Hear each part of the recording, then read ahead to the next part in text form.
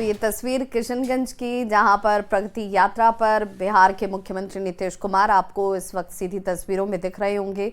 और देखिए हर तरफ लोगों की मौजूदगी कौतूहल का विषय भी, क्योंकि मुख्यमंत्री यहां पर इस जगह पर पहुंचे हैं और यहां 350 करोड़ की योजनाओं का शिलान्यास और उद्घाटन बिहार के मुख्यमंत्री की तरफ से किया जाने वाला है।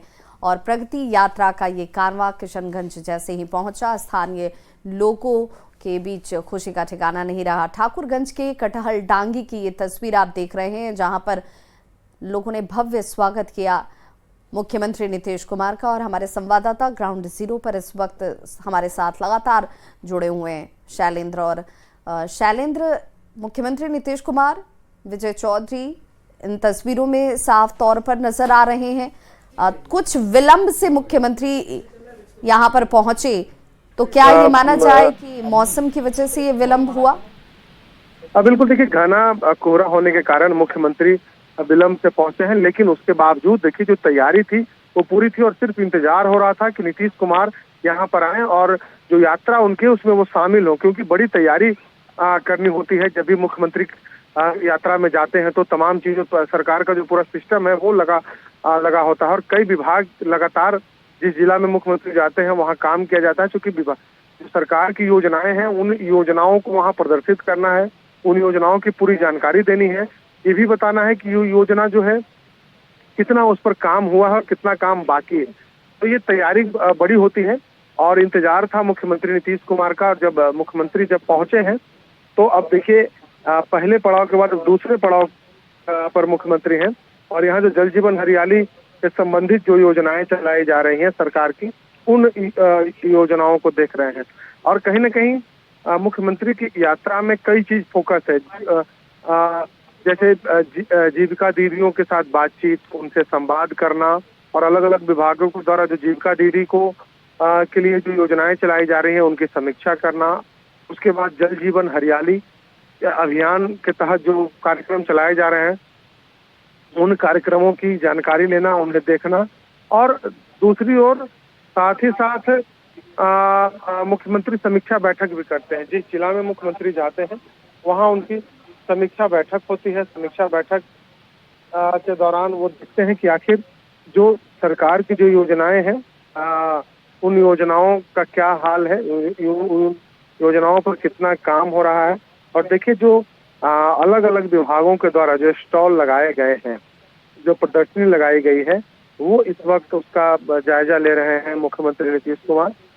और जो उनकी प्रगति यात्रा के दौरान खास करके जो जीविका दीदी से जुड़ी जो योजनाएं हैं उन योजनाओं का प्रदर्शन सबसे अधिक होता है। कृषि विभाग से जो जुड़ी योजनाएं हैं कि कैसे जो किसान हैं जो आधुनिक तकनीक से उन्नत खेती कर सकें, तो ये काफी महत्वपूर्ण होता है। और इन चीजों को नीतीश कुमार अपनी यात्रा के दौरान देखते हैं और उस पर लोगों से बातचीत भी करते हैं। और अभी तक यात्रा के दौरान नीतीश कुमार जिस जिले में गए वहां उन्होंने जीविका दीदियों के साथ बातचीत भी की है। और यहाँ भी किशनगंज में भी जब मुख्यमंत्री पहुंचे हैं तो यहाँ भी वो जीविका दीदियों से बातचीत करेंगे। यहाँ भी संवाद करके उन्हें बताएंगे कि उनके लिए कौन कौन सी जो योजनाएं हैं वो चलाई जा रही हैं सरकार के द्वारा और कैसे उसका लाभ मिल रहा है और समूह के लिए और क्या कुछ सरकार के द्वारा किया जाएगा।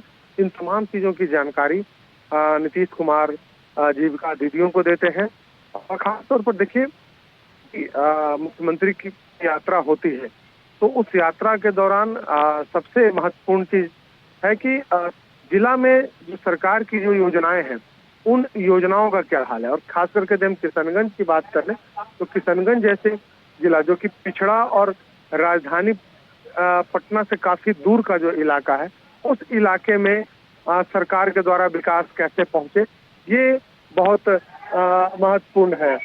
और दूसरी ओर जो किशनगंज की हम बात करें तो यहाँ की बनावट और जो भौगोलिक स्थिति है वो भी काफी अलग है। बाढ़ प्रभावित इलाका माना जाता है, तो बाढ़ के राहत के लिए जो योजनाएं चलाई जाती हैं उन योजनाओं की समीक्षा के साथ साथ अन्य चीजों को भी मुख्यमंत्री देखेंगे। और खास तौर पर जो किशनगंज का विकास कैसे हो, डेवलपमेंट कैसे हो, खुला बॉर्डर इलाका है, यहाँ से कई समस्याएं हैं।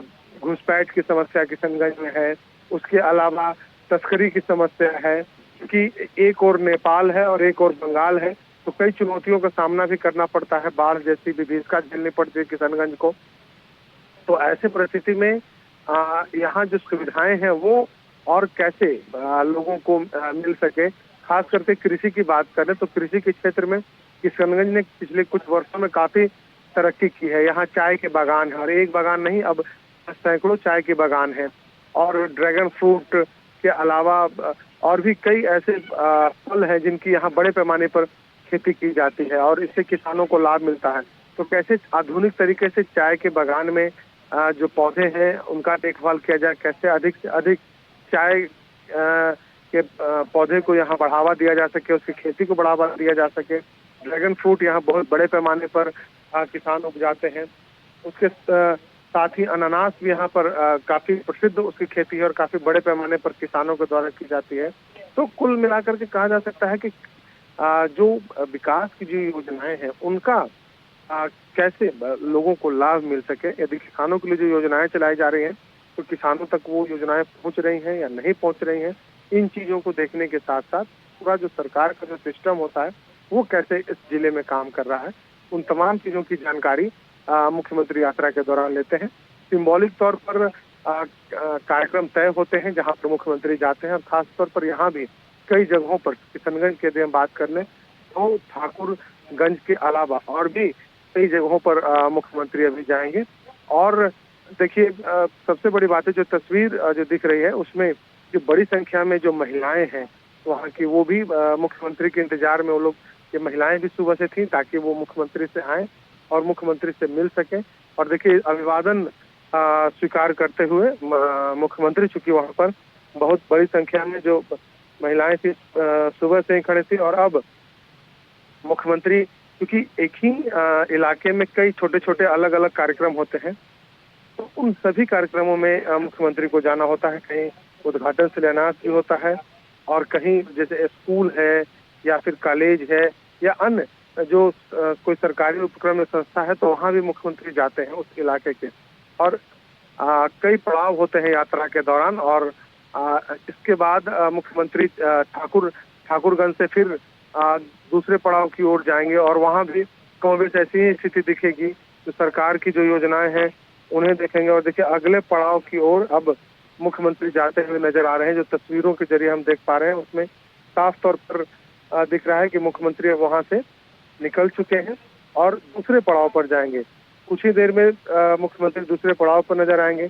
तो कुल मिलाकर के तमाम जो योजनाएं सरकार की चलती हैं उन योजनाओं को देखना, उसे समीक्षा करना, ये सबसे महत्वपूर्ण होता है। और देखिए चुनावी वर्ष है और चुनावी वर्ष में जो सरकार की योजनाएं हैं, जो घोषणाएं हैं, वो कितनी पूरी हुई है। क्योंकि जब चुनाव में जब जाएंगे तो उस वक्त लोग सवाल पूछेंगे, तो उसके पहले जो योजनाएं हैं वो पूरी हुई कि नहीं, इन तमाम चीजों को मुख्यमंत्री देखते हैं। और खास करके चुनावी वर्ष में यह जो इनकी यात्रा है वो काफी महत्वपूर्ण भी मानी जा रही है। और मुख्यमंत्री वहां से ठाकुरगंज से मुख्यमंत्री निकल चुके हैं और ठाकुरगंज से अगले पड़ाव के लिए कुछ देर में पहुंचेंगे और वहां भी चीजों की समीक्षा होगी। वहां भी देखेंगे कि कैसे जो विकास की जो योजनाएं हैं वो कैसे चल रही हैं, कहां तक पहुंची हैं। और थोड़ी देर के बाद नीतीश कुमार अपने अगले पड़ाव पर और वहां पर विकास की योजनाओं की समीक्षा करेंगे। ठाकुरगंज की, जहां पर मुख्यमंत्री नीतीश कुमार ने योजनाओं का निरीक्षण भी किया। धरातल पर जो योजनाएं सरकार की तरफ से चलाई जा रही हैं वो किस रूप में फलीभूत हो रही हैं उसका अवलोकन और निरीक्षण करते हुए बिहार के मुख्यमंत्री नीतीश कुमार नजर आए।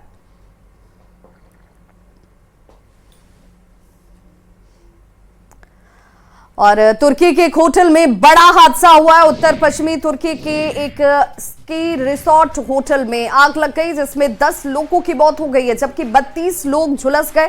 दमकल ने कड़ी मशक्कत के बाद आग पर काबू पाया। घायलों को अस्पताल में इलाज के लिए भर्ती करवाया गया है।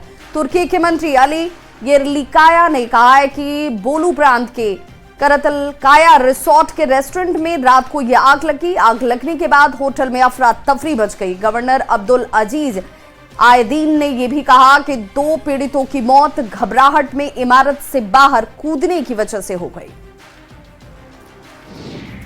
और अगली खबर छत्तीसगढ़ से आपको बताएंगे। छत्तीसगढ़ में नक्सलियों के खिलाफ अब तक का सबसे बड़ा ऑपरेशन हुआ। ऑपरेशन में 19 नक्सलियों के मारे जाने की खबर है।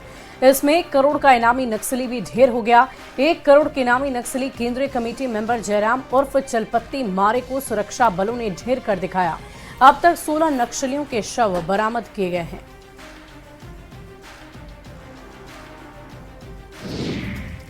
तो नक्सलियों के खिलाफ बड़ी कामयाबी पर केंद्रीय गृह मंत्री अमित शाह ने सोशल मीडिया एक्स पर पोस्ट किया। अमित शाह ने लिखा कि नक्सलियों को एक और बड़ा झटका, नक्सल मुक्त भारत की दिशा में यह सुरक्षा बलों की बड़ी कामयाबी है। सीआरपीएफ, उड़ीसा एसओजी और छत्तीसगढ़ पुलिस के संयुक्त ऑपरेशन में बड़ी कामयाबी मिली है। उड़ीसा और छत्तीसगढ़ के बॉर्डर पर यह ऑपरेशन हुआ है। नक्सल मुक्त भारत के हमारे संकल्प और सुरक्षा बलों की कोशिशों से नक्सलवाद आखिरी सांसें गिन रहा है। खबर बिहार से, जहां पर पटना से बड़ी खबर आ रही है। TRA-3 के शिक्षक अभ्यर्थियों की तरफ से प्रदर्शन किया जा रहा है। सप्लीमेंट्री रिजल्ट की मांग को लेकर गर्दनी बाग में प्रदर्शन किया जा रहा है। मल्टीपल रिजल्ट की मांग को लेकर सभी आज से धरने पर बैठ गए हैं। अभ्यर्थी सीएम नीतीश कुमार और शिक्षा विभाग के ACS एस सिद्धार्थ से ये मांग कर रहे हैं। मांगे पूरी नहीं होने तक धरना प्रदर्शन को जारी रखने की भी बात कही गई। आपको बता दें कि इस प्रदर्शन में कई राज्यों के अभ्यर्थी शामिल हैं। TRA-3 के सफल अभ्यर्थियों की आज से काउंसलिंग शुरू हो गई है और इस काउंसलिंग में कक्षा के 1 से 5वीं तक के लिए अभ्यर्थी शामिल हो रहे हैं। शेखपुरा में बड़ी संख्या में यूपी के अलग अलग हिस्सों में अभ्यर्थी काउंसलिंग के लिए पहुंचे हैं। अभ्यर्थियों ने बदलते बिहार की तारीफ की है और सब मान रहे हैं कि शिक्षा और अन्य बुनियादी सुविधाओं में काफी सुधार हुआ है। हालांकि अभ्यर्थियों ने यातायात की व्यवस्था में और सुधार की अपील की है। बीजेपी ने दिल्ली विधानसभा चुनाव के लिए अपने संकल्प पत्र का दूसरा भाग जारी कर दिया है। मंगलवार को बीजेपी सांसद अनुराग ठाकुर ने पार्टी के संकल्प पत्र का दूसरा भाग जारी किया। अनुराग ठाकुर ने संकल्प पत्र को जारी करते हुए स्वास्थ्य और यातायात की समस्या के समाधान करने का वादा किया और कहा कि हम इनकी तरह बहाने नहीं करेंगे। केंद्र में भी मोदी सरकार और दिल्ली में भी मोदी सरकार होगी। हम बेहतर दिल्ली बनाएंगे। उन्होंने कोविड काल में शराब व्यापारियों को लाभ पहुंचाने, अपने घर का निर्माण कर शीश महल घोटाला कराने के आरोप लगाए और CAG रिपोर्ट विधानसभा में पेश नहीं किए जाने पर सवाल खड़े किए। उत्तर प्रदेश के प्रयागराज में महाकुंभ चल रहा और इसमें देश के अलावा विदेश से भी बड़ी संख्या में श्रद्धालु शामिल हो रहे हैं। सूत्रों के हवाले से खबर मिल रही है कि बहुत जल्द ही प्रधानमंत्री नरेंद्र मोदी भी इसमें शामिल होने वाले हैं। जानकारी के मुताबिक नरेंद्र मोदी 5 फरवरी को महाकुंभ जाएंगे। इसके अलावा उपराष्ट्रपति जगदीप धनखड़ 1 फरवरी को महाकुंभ में शामिल होंगे। भव्य और दिव्य महाकुंभ में श्रद्धा और भक्ति का पवित्र संगम देखा जा रहा है। प्रयागराज में दिव्य भव्य महाकुंभ लगा है। 13 जनवरी से शुरू हुए महाकुंभ में संगम स्नान का सिलसिला जारी है। बड़ी संख्या में लोग त्रिवेणी घाट पर आस्था की डुबकी लगाने के लिए पहुंच रहे हैं। महाकुंभ का आज 9वां दिन है और आज महाकुंभ में 15,97,000 श्रद्धालुओं ने स्नान किया। इनमें 10 लाख कल्पवासी, 5,97,000 श्रद्धालु शामिल हुए। महाकुंभ के आयोजन को लेकर प्रशासन एक्शन मोड में है। खुद सीएम योगी ने प्रयागराज का दौरा कर मौनी अमावस्या और वसंत पंचमी के अवसर पर अमृत स्नान के दौरान व्यवस्थाओं का निरीक्षण किया। मौनी अमावस्या पर 256 स्पेशल ट्रेन चलाने की तैयारी है। इनमें 56 स्पेशल ट्रेनें होंगी। महाकुंभ मेला 26 फरवरी 2025 को महाशिवरात्रि के दिन तक चलेगा। महाकुंभ में इस बार बड़े और बुजुर्ग ही नहीं बल्कि बच्चे भी नागा साधु के रूप में नजर आए। जी हाँ, यहाँ एक बच्चा 3 साल की उम्र से तपस्या करके नागा साधु बन गया है और अब 10 साल की उम्र में श्रद्धालुओं को आशीर्वाद दे रहा है। विष्णुगिरी महाराज नागा साधु बनने के साथ साथ पढ़ाई भी करते हैं और अभी 3री कक्षा में है। महाकुंभ में श्रद्धालुओं के खाने पीने के लिए डबल डेकर बस में वेजिटेरियन फूड रेस्टोरेंट खोले गए हैं, जिसमें यह दावा है कि श्रद्धालुओं को सही कीमत पर प्योर और शाकाहारी खाने परोसे जाएंगे। महाकुंभ के दौरान मां गंगा में डुबकी लगाने के लिए देश और विदेश से आने वाले श्रद्धालुओं को आस्था के साथ साथ एडवेंचर स्पोर्ट्स का भी आनंद मिल रहा है। जी हां, भक्त para selling, para motoring, wall climbing जैसी एक्टिविटीज का लुत्फ भी यहाँ उठा रहे हैं। ऊंचाई से महाकुंभ मेले का विहंगम दृश्य नजर आता है। महाकुंभ में इस बार देश विदेश की तमाम हस्तियां पहुंच रही है। संगम में आस्था की डुबकी लगाने पूर्व राष्ट्रपति रामनाथ कोविंद भी महाकुंभ पहुंचे हैं, जहां उन्होंने कई शिविरों का दौरा किया और महाकुंभ के इंतजाम को लेकर योगी सरकार की तारीफ की है।